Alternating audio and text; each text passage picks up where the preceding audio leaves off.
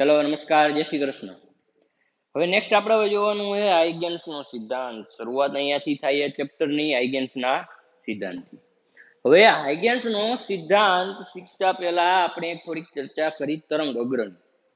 કેમ કે જો આ તરંગ અગ્ર જે છે એ તમારે આ બુક જે છે તમારી બુકમાં તરંગ અગ્રની બહુ વ્યવસ્થિત વ્યાખ્યાયિત કરેલું નથી કે હકીકતમાં તરંગ અગ્ર કહેવાય કોને. આપણે એ ચર્ચા કરી તો વિચારો કે આ બોર્ડ જે છે, વિચારજો આ બોર્ડ જે છે બોર્ડના ચારેય છેડા ઉપર દોરી બાંધી દે કે અહીંયાથી આપણે એક દોરી લાંબી કરી, એક દોરી અહીંયાથી લાંબી કરી, એક અહીંયાથી ને એક અહીંયાથી, આમ સ્ટ્રેટ દોરી બાંધી દઈએ આપણે, બરોબર.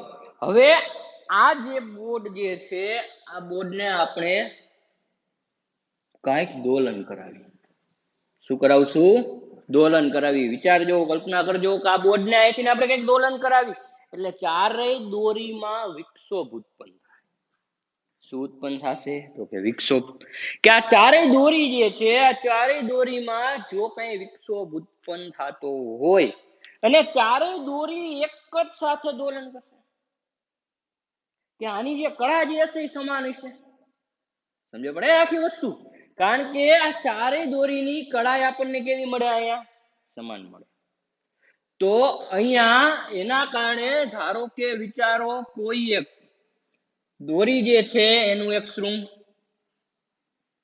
બરોબર, બીજી એક આપણે દોરી લઈ, એક બીજી દોરીનું એક શૃંગ, ત્રીજી, ચોથી, આ બધાનું એક શૃંગ લીધું. આ દોરી છે આપણી પાસે.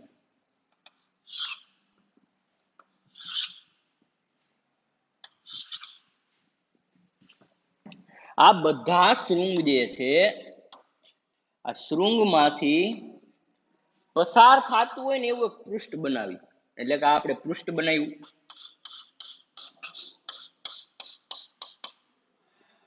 આ પૃષ્ઠનો આકાર આપણને કેવો દેખાય? તો કે સમતલ. કેવો દેખાય? સમતલ. પછી અમુક સમય બાદ આ જે શૃંગ જે છે આગળ ગતિ કરતા હોય તો અહીંયા પણ આપણને એ જ પ્રમાણે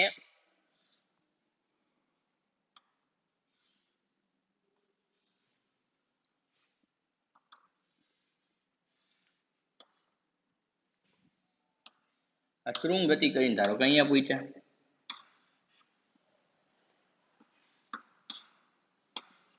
સપોઝ ગતિ કરીને શૃંગ અહીંયા પૂછ્યા, રેડી? તો આ જે આપણને અહીંયા શૃંગ મળ્યા, ચારેય શૃંગની કળા કેવી હતી?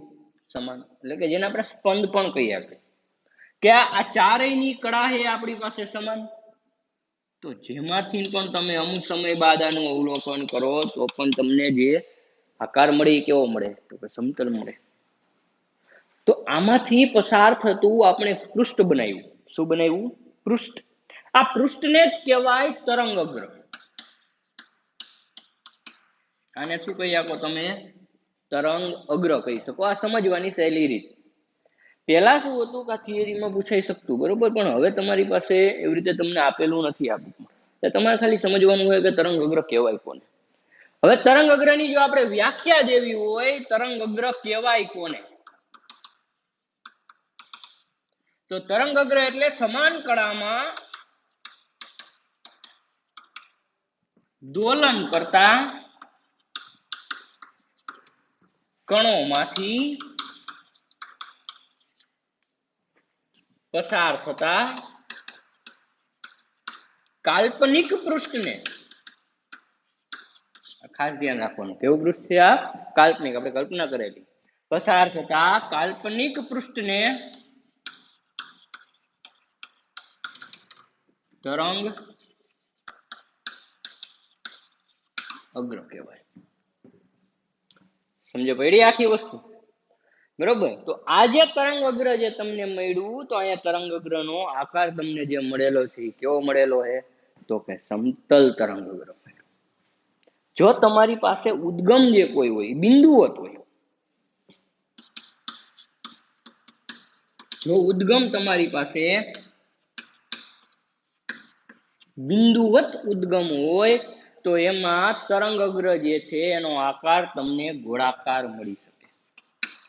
જે આપણે હમણાં જોઈએ ચર્ચા કરી આની ગોળાકાર મળે. જો ઉદ્ગમ સુરેખ હોય, કેવું હોય? સુરેખ. જો ઉદ્ગમ સુરેખ હોય તો આકાર જે તમને છે એ નળાકાર મળી શકે. આ બધું જે છે પેલા બધી જૂના સિલેબસ જે છે એમાં આ બધું થિયરિકલ આવતું, પણ આપણે આ સમજવું ખાસ જરૂરી છે. એના વગર આપણે આગળ જઈ ન આખું સમજો પડી આખી વસ્તુ. હવે આપણે આગળ જોઈએ. આજે આપણને તરંગગ્રહ મળ્યા, આપણે એ વાત થઈ કે ગોળાકાર તરંગગ્રહ, નળાકાર તરંગગ્રહ, બરોબર.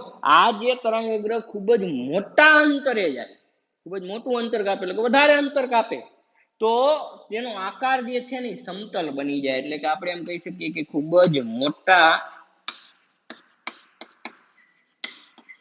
અંતરે કોઈ પણ તરંગગ્રહ હોય, તરંગગ્રહ નો આકાર જે છે કેવો બની જાય? સમતલ. સમજે? કારણ કે એની જે વક્ર સપાટીઓ જે હોય એ ધીમે ધીમે આપણને કેવી દેખાતી જાય? સુરેખ દેખાતી જાય. એટલે કે આખું તરંગગ્રહ જે છે આપણને સમતલ તરંગગ્રહ હોય એવો ભાસ થતો હોય. સમજાણું? આ જે છે તરંગગ્રહ. પણ તરંગગ્રહ યાદ રાખજો કે સમાન કળામાં, દરેકની કળા કેવી છે? સમાન જ છે. કે સમાન કળામાં દોલન કરતા જે કણો જે છે, આ કણોમાંથી પસાર થતા કાલ્પનિક પૃષ્ઠને તમે તરંગગ્રહ કહેશો, કે જે થઈ ગયું તરંગગ્રહ. બરોબર. હવે આગળ જોઈએ આપણે હાઇગેન્સ નો સિદ્ધાંત, જે આપણી શરૂઆત જે છે ચેપ્ટરની પહેલી થિયરી આપણને આપેલી છે હાઇગેન્સ.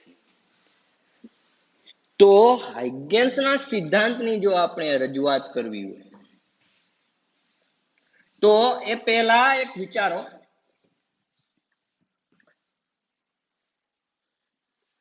કે ધારો કે તળાવ, તળાવમાં તમે પથ્થર ઘા કર્યો.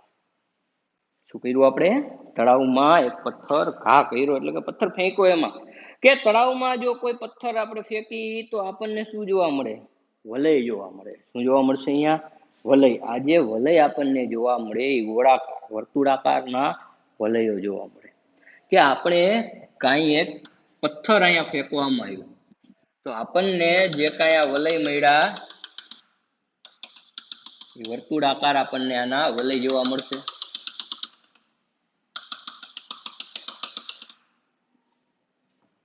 તો થયું શું અહીંયા? કે આખી ઘટના થઈ શું? કે ઉદ્ગમ તો આ હતું કે અહીંયા પથ્થર ફેંક્યો, તો આ જે પાણીના જે કણો જે છે, આ ઉદ્ગમની આસપાસના પાણીના કણોને કાંઈક વિક્ષોભ ઉત્પન્ન થયો એમાં.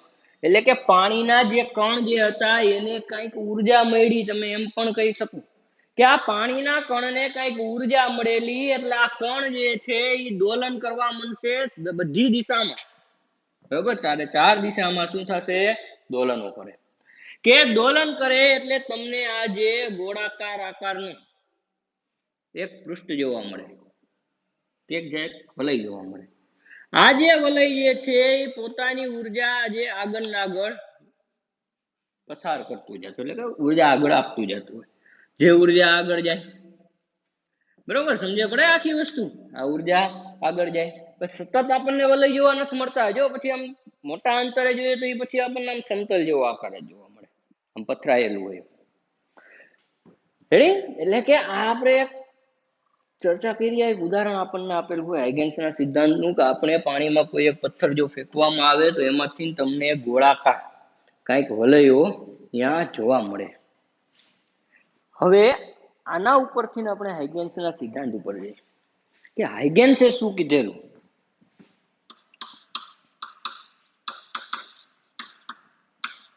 આ સિદ્ધાંત જે છે એ યાદ રાખો એટલે આખી થિયરી આવડી જાય. હાઇગેન્સે એવું કીધેલું કે તરંગગ્રહ પરનો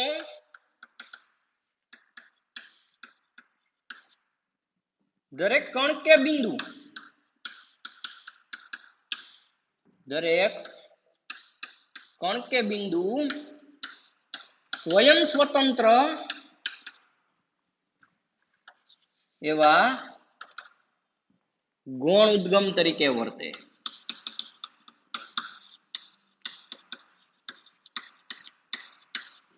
સ્વયં સ્વતંત્ર એવા ગૌણ ઉદ્ગમ તરીકે વર્તે છે કે તરંગગ્ર પરનો દરેક કણ કે બિંદુ સ્વયં સ્વતંત્ર એવા ગૌણ ઉદ્ગમ તરીકે વર્તે અને પોતાનામાંથી ગોળાકાર ગૌણ તરંગગ્રનું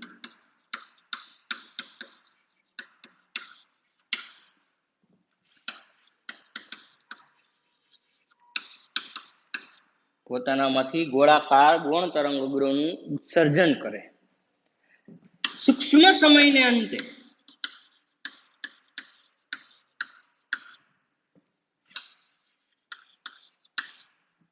સૂક્ષ્મ સમયને અંતે આ નવા ગોળાકાર તરંગગ્રહમાંથી પસાર થતું કાલ્પનિક પૃષ્ઠ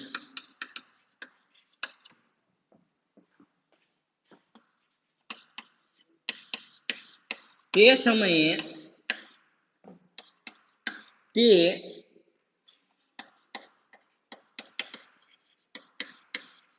તરંગગ્રહનું સ્થાન અને સ્વરૂપ આપે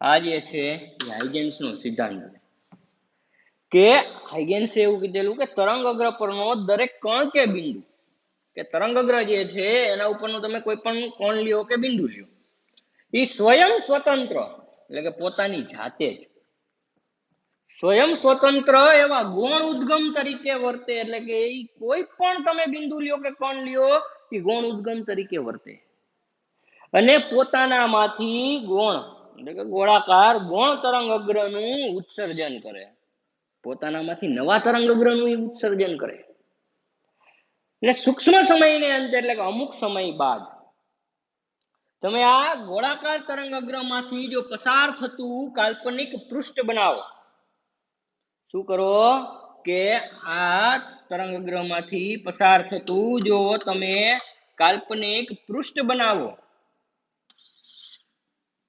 તો આ જે કાલ્પનિક પૃષ્ઠ જે તમે બનાવ્યું એ કાલ્પનિક પૃષ્ઠ તે સમયે તે તરંગગ્રહનું સ્થાન એટલે તરંગગ્રહ કેટલે પહોંચ્યું અને એનું સ્વરૂપ આપે એનો આકાર કેવો સમજો ભાઈ આખી વસ્તુ કે આ જે તમારી પાસે સિદ્ધાંત જે છે એના ઉપરથી જ આખી થિયરી આપેલી કે આપણે જોઈએ કે ધારો કે તમારી પાસે કોઈ એક ઉદ્ગમ જે છે બિંદુવત ઉદ્ગમ આપણે લઈએ બિંદુવત ઉદ્ગમ લીધું આપણે એવો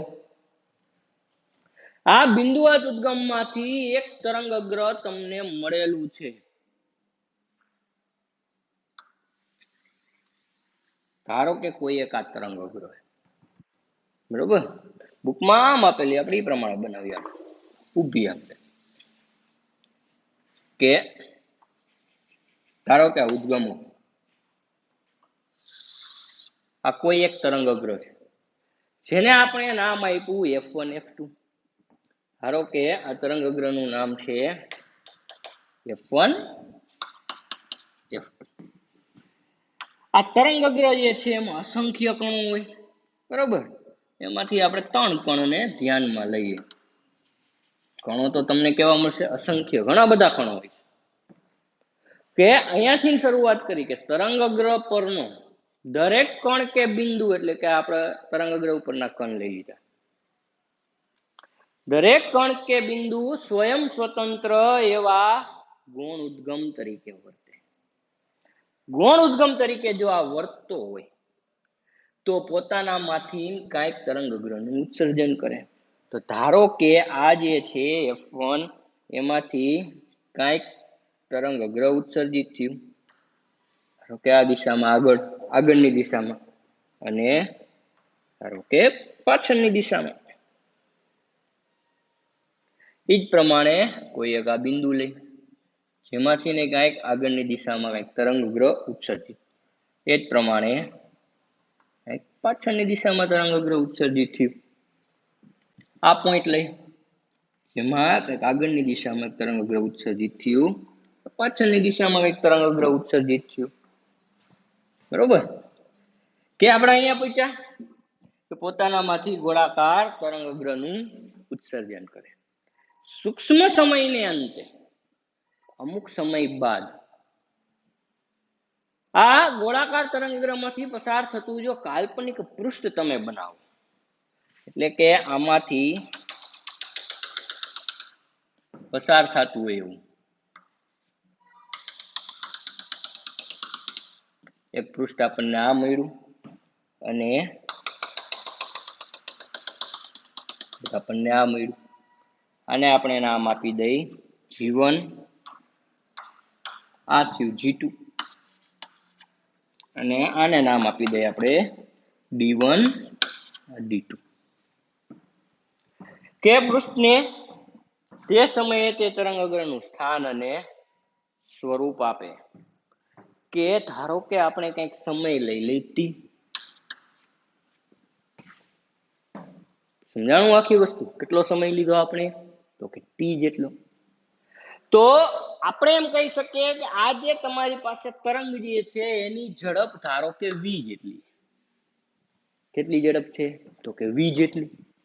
તો આ તરંગ જે છે F1 F2 આપણી પાસે આખું તરંગ અગ્ર જે હતું એને કાંઈક t જેટલા સમયમાં આગળ અને પાછળની દિશામાં કાંઈક તરંગ અગ્રનું ઉત્સર્જન કર્યું, અને એમાંથી તમે કાલ્પનિક પૃષ્ઠ બનાવ્યું. એટલે કે કંઈક તરંગોનું ઉત્સર્જન કર્યું, આખું આપણને કાલ્પનિક પૃષ્ઠ મળ્યું. તો ધારો કે તેને કાપેલું અંતર, એટલે કે તરંગ અગ્ર એ t જેટલા સમયમાં કાપેલું અંતર આપણને શું મળે? vt. કારણ કે વેગ બરાબર ખબર જ છે આપણને અંતરના છેદમાં સમય. અંતરના સૂત્ર કરતા બનાવો એટલે વેગ ગુણ્યા સમય મળી ગયો, તો ઝડપ કે v into t. એ જ પ્રમાણે પાછળની દિશામાં પણ v into t જેટલું અને અંતર કાપ્યું હોય. કેટલું અંતર કાપ્યું? તો કે vt જેટલું. હવે જો તમે vt જેટલી ત્રિજ્યા લ્યો અને એક શું બનાવો? ગોળો બનાવો. શું બનાવશો? એક ગોળો બનાવો. તો એનું શું થઈ ગયું? એ સ્વરૂપ બની ગયું. બરાબર કે જે કાલ્પનિક પૃષ્ઠ જે થયું કે તે તરંગ અગ્રનું સ્થાન, એટલે કે આટલું અંતર કાપ્યું હોય અને આવું એનું સ્વરૂપ થયું.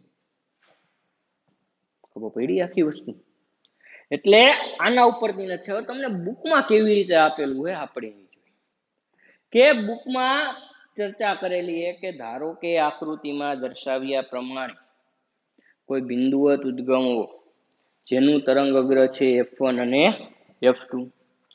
આ F1 અને F2 તરંગ અગ્રમાં ધારો કે t જેટલા સમયમાં અને v જેટલી ઝડપથી આગળની દિશામાં કાંઈક તરંગ અગ્ર કાંઈક તરંગોનું ઉત્સર્જન થયું, જેના કારણે આપણને તરંગ અગ્ર મળ્યું. કે આ જે તરંગ અગ્ર જે છે એનું કાપેલું અંતર કેટલું? તો કે vt. અને એ જ પ્રમાણે પાછળની દિશામાં પણ કાપેલું અંતર કેટલું? તો કે vt. ખબર પડી આખી વસ્તુ? જો તમે vt જેટલી ત્રિજ્યાનો કોઈ એક ગોળો બનાવો, શું બનાવશો?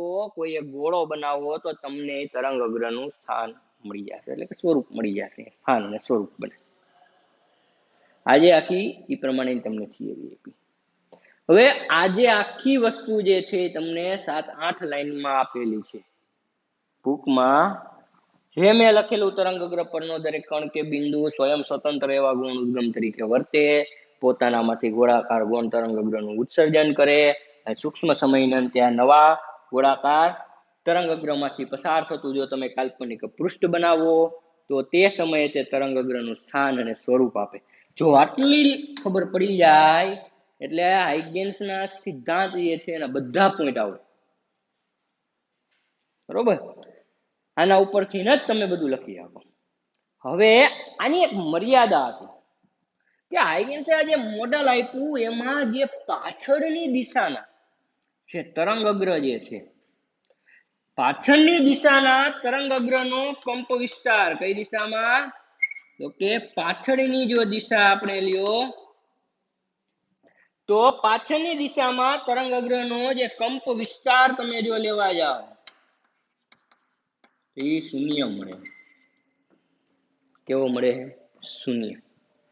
અને જો આગળની દિશામાં કંપ વિસ્તાર લઈને તો એ મહત્તમ મળે.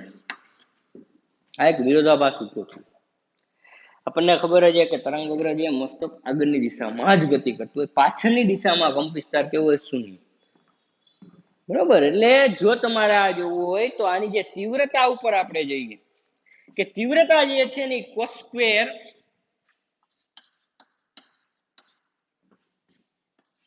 θ/2 અનુસાર બદલાય. આ યાદ રાખજો. કેના અનુસાર બદલાય?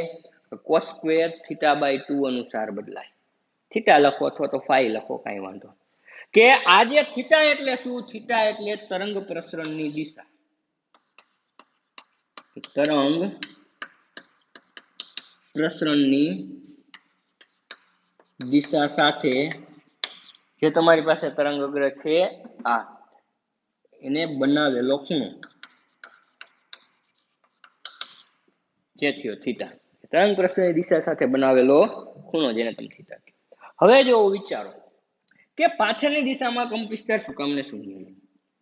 કે આજે આપણી પાસે તરંગ અગ્ર જે આપણે ધારેલું હતું જેમાં આગળની દિશાનું જે તમને આ તરંગ અગ્ર મળ્યું તેને તરંગ પ્રસરણની આ દિશા આરે બનાવેલો ખૂણો કેટલો? તો કે θ/0. આગળની દિશા બરોબર ઈ થયું ને. તરંગ પ્રસરણ દિશા આરે બનાવેલો ખૂણો એટલે આગળની દિશામાંના તરંગ અગ્રએ તરંગ પ્રસરણ દિશા આરે બનાવેલો ખૂણો કેવો? θ/0. કારણ કે બંને એક જ દિશામાં તો થીટા બરાબર શું થશે? 0. જ્યારે પાછળની દિશાનું જે તરંગ અગ્ર જે આવે છે એ આ બાજુ આવે, પ્રસરણની દિશા આ તરફની, તો અહીંયા થીટા બરાબર થાય પાઈ. શું થશે? તો કે થીટા બરાબર પાઈ. તો જો તમારે તીવ્રતા જોતી હોય, બરોબર, આ સમીકરણ જ છે I = 4I0 cos સ્ક્વેર θ/2 એટલે 5/2 જે આપણે આગળ આવશે એટલે કે θ/2 અનુસાર બદલાતું જાય. જો થીટા બરાબર 0 મૂકવું અહીંયા પેલા તો θ/0 એટલે cos 0 ની વેલ્યુ મને મળે 1 એટલે કે હું મહત્તમ લઈ આપું. તો આગળની દિશામાં જો તીવ્રતા મને કેવી મળી? મહત્તમ. જો આગળની દિશામાં તીવ્રતા મહત્તમ હોય તો કંપ વિસ્તાર મહત્તમ જ મળે. કારણ કે તીવ્રતા જે છે કંપ વિસ્તારના વર્ગના સમપ્રમાણમાં હોય. પાછળની દિશામાં જો જાવ આપણે તો પાછળની દિશામાં જો થીટા બરાબર પાઈ લ્યો, આયા મેં લીધા પાઈ એટલે π/2 થયા. cos π/2 એટલે વેલ્યુ થઈ ગઈ 0. તો પાછળની દિશામાં કઈ તીવ્રતા મળતી નથી. જો પાછળની દિશામાં કઈ તીવ્રતા ન મળતી હોય તો કંપ વિસ્તાર પણ કેવો છે? શૂન્ય છે. તો ભાઈ આખી વસ્તુ આ જે છે એ હાઇગેન્સનો સિદ્ધાંત. બરોબર. એટલે હવે આથી આગળ આપણે જોઈએ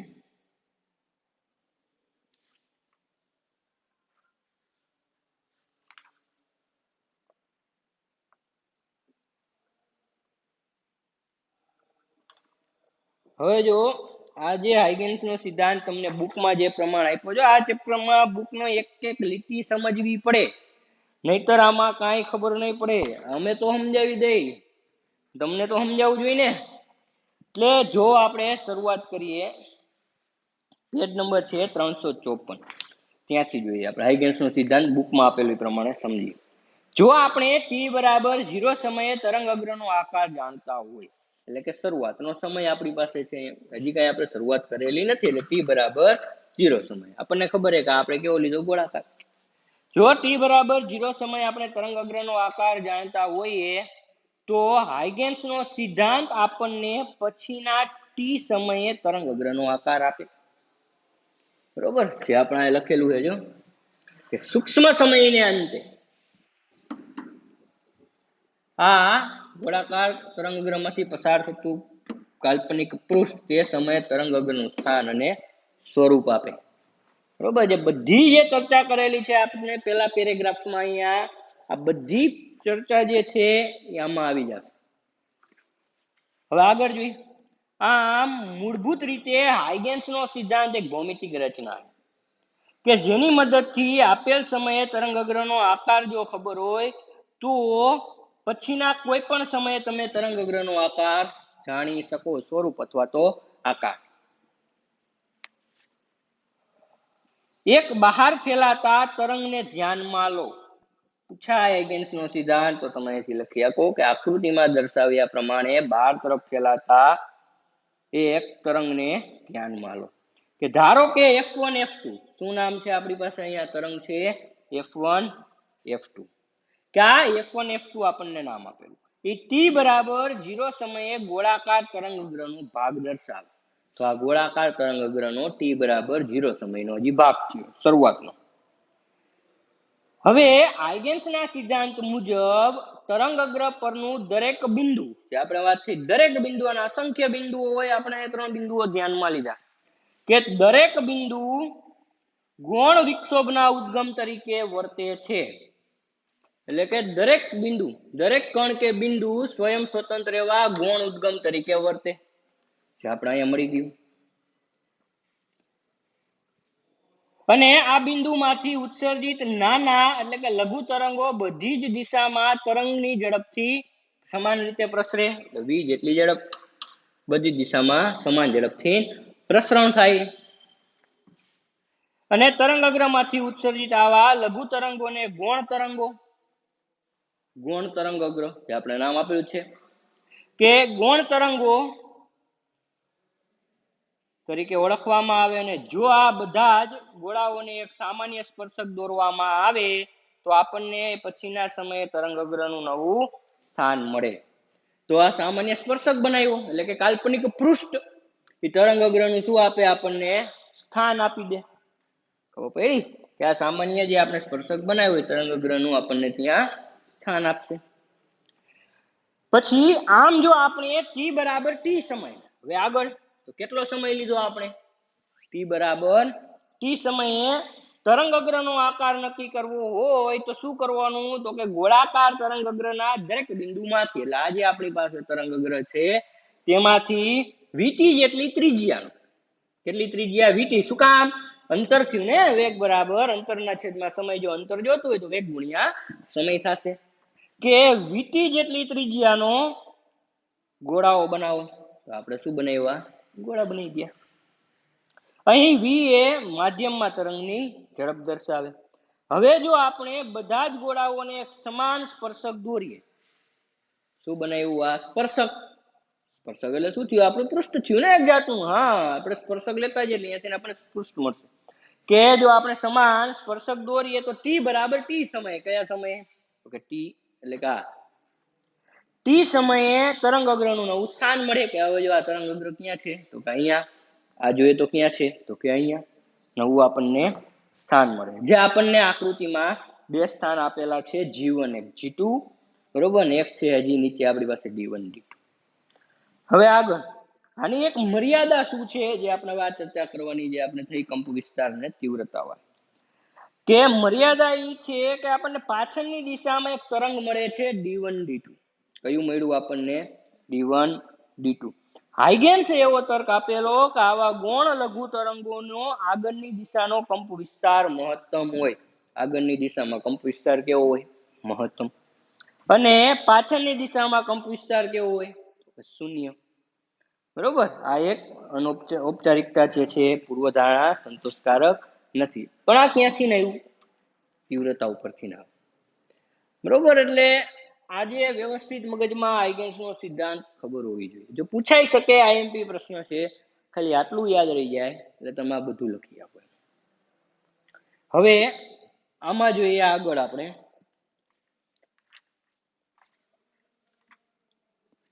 નેક્સ્ટ ટોપિક છે આપણો સમતલ તરંગનું વક્રીભવન. એટલે કે હાઇગેન્સના સિદ્ધાંતની મદદથી આપણે વક્રીભવન કરવાનું છે. આપણે પ્રસ્તાવનામાં શરૂઆતમાં વાત થઈ હતી કે હાઇગેન્સે વક્રીભવન અને પરાવર્તન સાબિત કરેલા તરંગ માટે, જે આપણે અહીંયા સાબિતી કરવાની, એ બહુ સહેલી વસ્તુ છે. અને પ્રશ્ન પૂછાવા જેવો વક્રીભવનનો અને પરાવર્તનનો.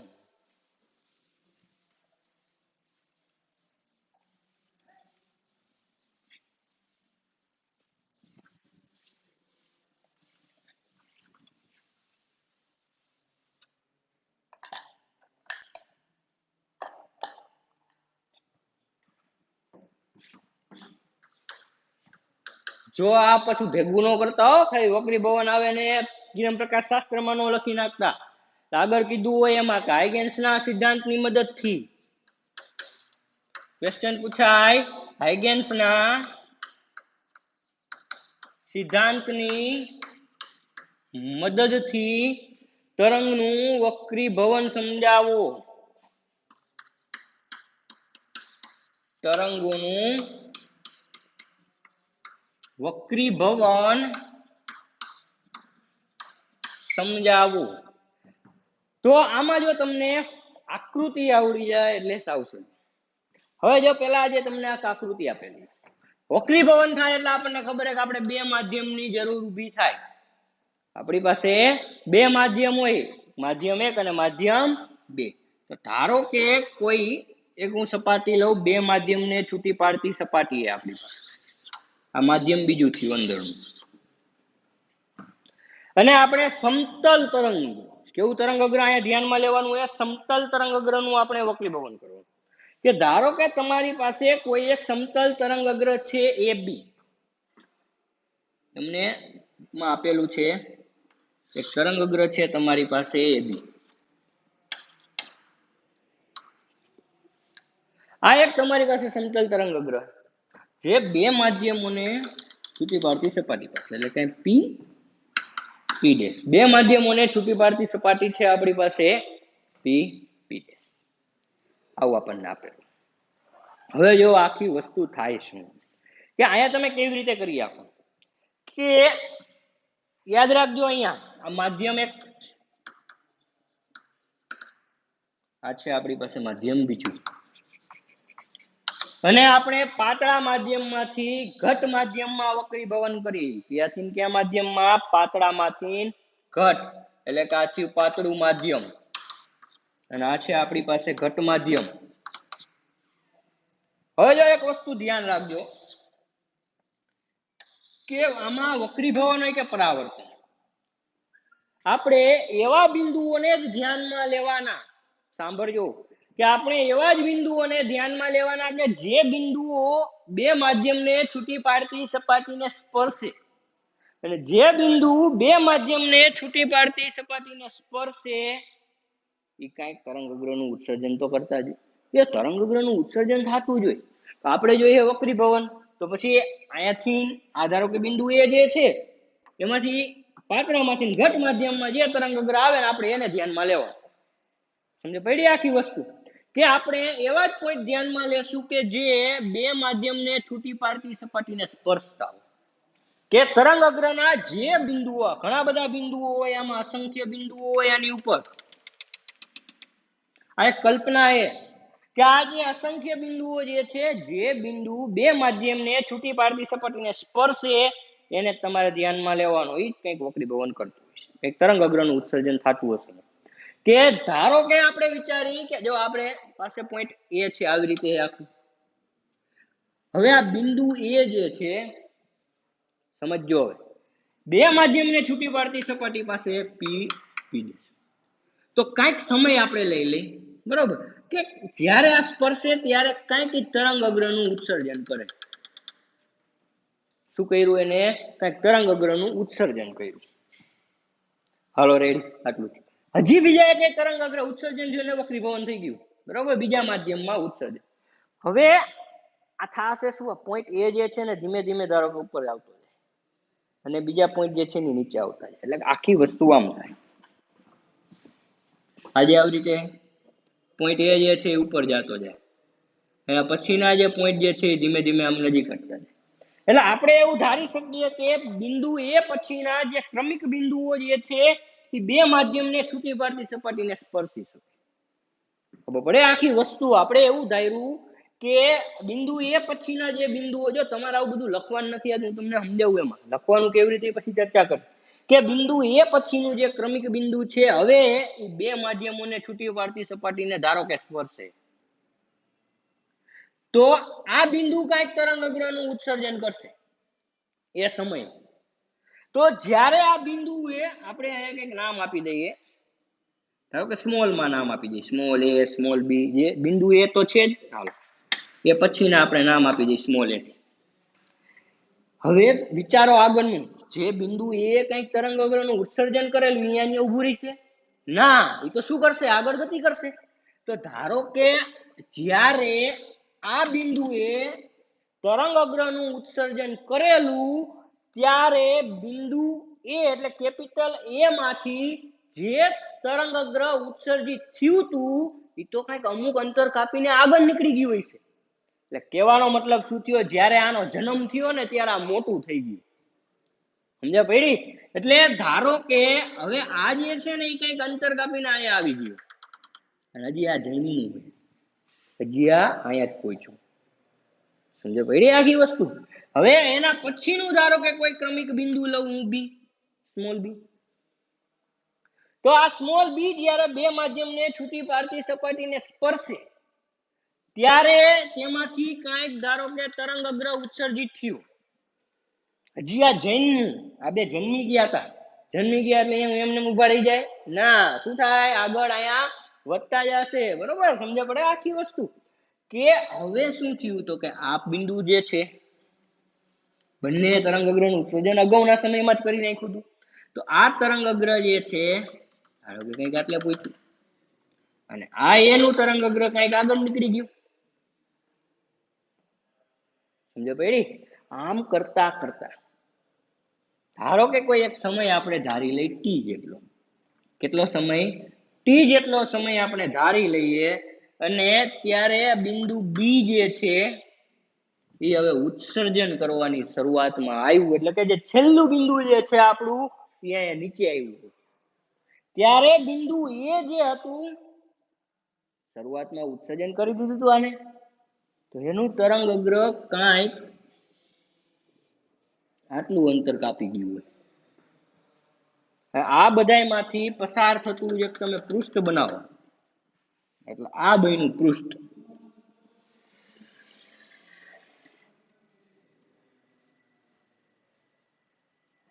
સમજો પડી? આ પૃષ્ઠ પણ સમતલ છે.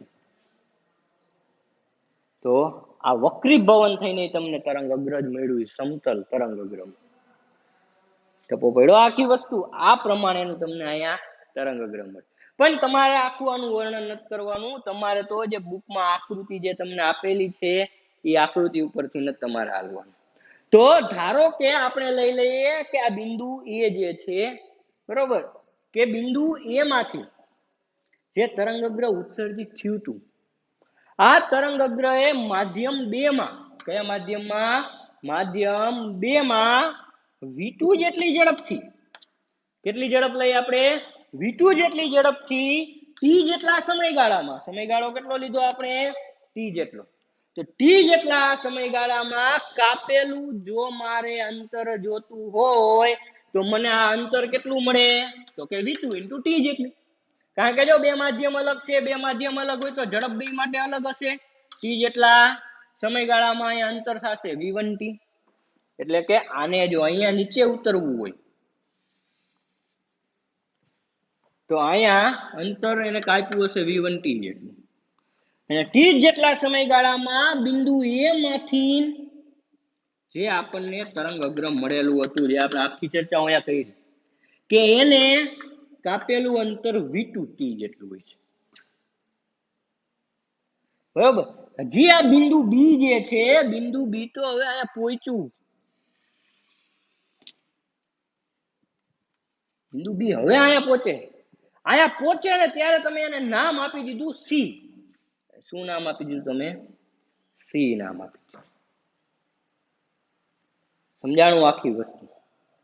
તો અહીંયાથી ને આપણે લઈએ, આ ધારો કે થયો આપણો આપાત કોણ અને આ થયો આપણો વક્રીભૂત કોણ, વક્રીભવન થાય, વક્રીભૂત કોણ આ થાય. વિચારો આ એંગલ સાથે 90 લંબ છે, એ જ પ્રમાણે આ એંગલ પણ થશે 90.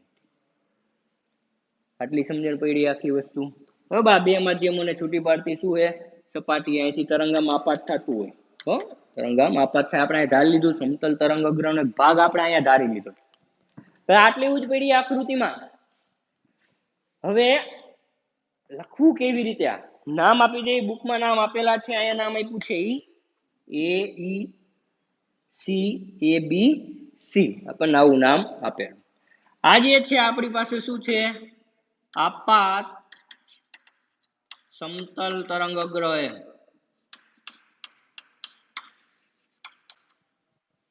આપાત સમતલ તરંગગ્રહ. અને આ છે આપણી પાસે વક્રીભૂત સમતલ તરંગગ્રહ.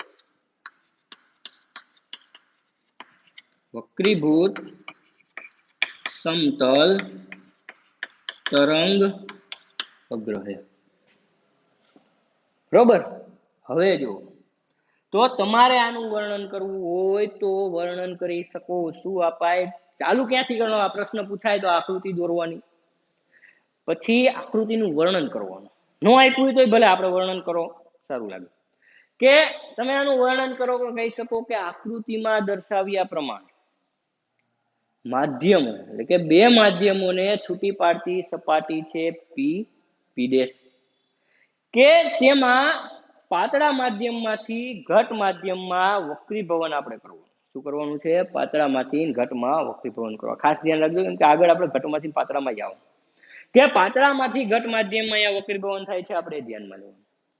કે ધારો કે આપાત સમતલ તરંગગ્રહ જે આપણને દર્શાવેલું છે AB, કયું છે? આપાત સમતલ તરંગગ્રહ છે AB. કે આ આપાત સમતલ તરંગગ્રહ એ ધારો કે જેની માધ્યમ એકમાં ઝડપ છે v1, તરંગગ્રહ પરનો બિંદુ B ને બે માધ્યમોને છૂટી પાડતી સપાટી પાસે પહોંચવા માટે લાગતો સમય ધારો કે t જેટલો.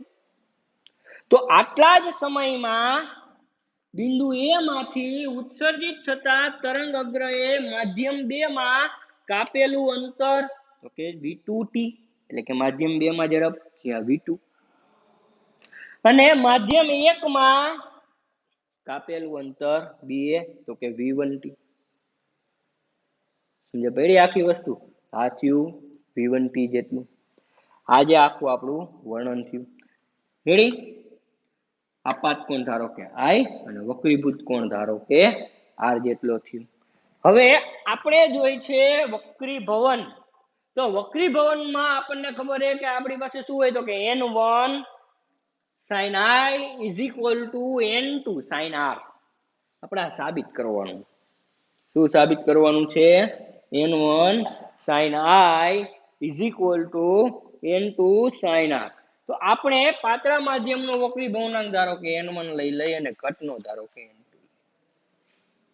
તો આપણે જોઈ છે sin I, કેમ કે જો વક્રીભવન આપણી પાસે ખબર જ છે. આ યાદ કેવી રીતે રાખવો પ્રશ્ન? તો કે n1 sin I = n2 sin R. તો I અને R નથી, તો આ બે આપણે પેલા ફાઇન્ડ કરી લઈ. તો અહીંયા sin I, sin વિધેય સામેની બાજુ છેદમાં કર્ણ. તો સામેની બાજુ લઈશું BC, કર્ણ થશે આ જો કાટખૂણો છે એટલે કર્ણ થયો AC, અને એ જ પ્રમાણે sin R = જો તમારે જોતા હોય તો આ થયા AE, અને કર્ણ થશે each AC. સમજો પડી આખી વસ્તુ? તો BC બરાબર છે આપણી પાસે v1 ટાઉ, આ AC ના AC. અહીંયા છે આપણી પાસે v2 ટાઉ, AC ના AC. હવે તમારી પાસે અહીંયા સ્નેલના નિયમ અનુસાર આપણે કહી શકીએ કે વક્રીભવન જો આપણે જોતું હોય n1 sin I = n2 sin R આપણે આવું સાબિત કરવું હોય તો પહેલા બેનો ગુણોત્તર લઈ લ્યો. સમીકરણ 1, સમીકરણ 2. સમીકરણ 1 અને 2 નો